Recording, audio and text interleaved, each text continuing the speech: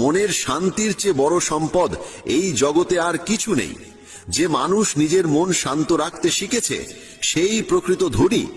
সময় কখনো মানুষের বানানো পথে চলে না, মানুষকেই সময়ের পথ ধরতে হয়, এটাই নিয়তি।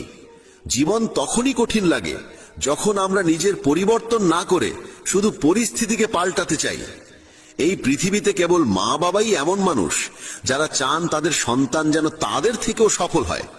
সময়, বন্ধু এবং সম্পর্ক, এই তিনটি জিনিস আমাদের বিনামূল্যে মেলে, কিন্তু এদের আসল মূল্য তখনই বোঝা যায় যখন আমরা এগুলো হারিয়ে ফেলি।